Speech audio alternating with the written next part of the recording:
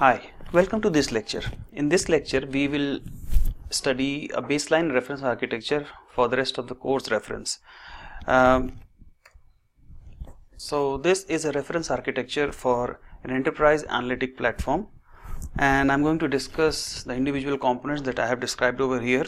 We'll start off from the left hand components, which starts with security, compliance and auditing. So this is the component that is responsible for providing credentials, managing access, and managing the compliance of all the regulatory authorities and auditing the entire analytic platform with its data, what it resides, where it resides, if it has all the statutory guidelines, it is following statutory guidelines or not. Moving on to the next one, which is cluster, monitor and event management. So basically, in a typical EAP environment, you have cluster monitoring, then you have event monitoring and management, how to trigger all those things, how to make sure that those things are traced and tracked, and even the logs that gets generated out of it can be analyzed further, and more robust security policies can be implemented.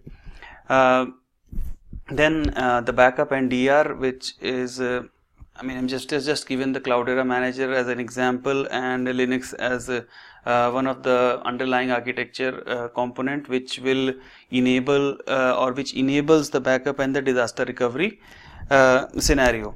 However, these three components are in parallel with all the separate components that we have, which we use for different purposes. So across the EAP, we have these three sections which are mandatory and which govern the entire platform. Moving on to the hardware section, which is at the bottom, and the operating system. Definitely, we will need to have a hypervisor, or maybe some on-premise servers that will require us to provide the infrastructure, and predominantly Hadoop is hosted on Linux operating system. Then we have for the coordination, we have the Zookeeper, which is part of Hadoop ecosystem. Then on top of it, we have HDFS. This is the file system, which is highly reliable, scalable and secure, and it can store data in the form of objects at the scale of petabyte size. Then we have resource management taken care by Yarn, which is called yet another resource negotiator. This came with the MapReduce version 2. And on top of it, we have a computational layer, which nowadays is described by either Spark or MapReduce. So talking in the current scenario, we have a MapReduce, which is becoming less popular in comparison to the Spark because of its performance and its efficiency in computing. Then we have the workflow and scheduling section, where we predominantly use Uzi. However, we'll see in our following sections that how this workflow and scheduling can be managed in a different way in AWS. Now moving on to the integration part, we have Spark streaming, database integration. For database integration, we have Scoop. Then log integration, we have Flume, and we have other components like for NoSQL, we have NoSQL HBase. Then NoSQL, we have for NoSQL access, we can use Pig Latin.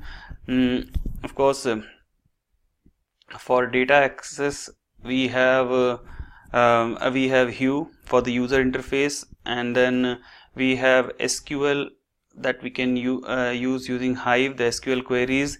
For search, we can use Elasticsearch, maybe Spark SQL or Impala. So these are the basic components of any typical EAP, wherein an enterprise can leverage all these components and make sure that their analytical platform can work efficiently. Though there could be another components which I may have not described over here.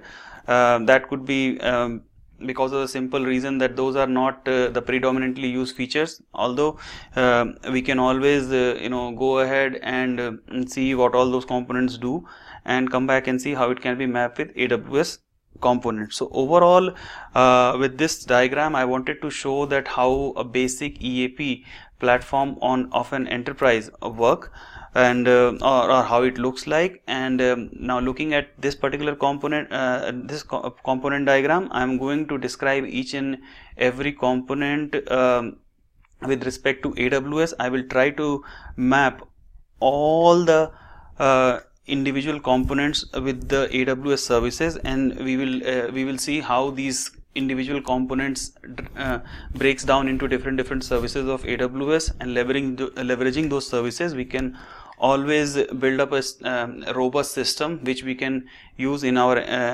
enterprise, and make use of its cost efficiency, and we can always see the robustness and the flexibility, not to mention the high availability part, because AWS is almost managed by AWS services is almost managed by AWS, and there is a lot of overhead that has been reduced, and because of its flexibility and robustness, managing a Hadoop cluster becomes very easy.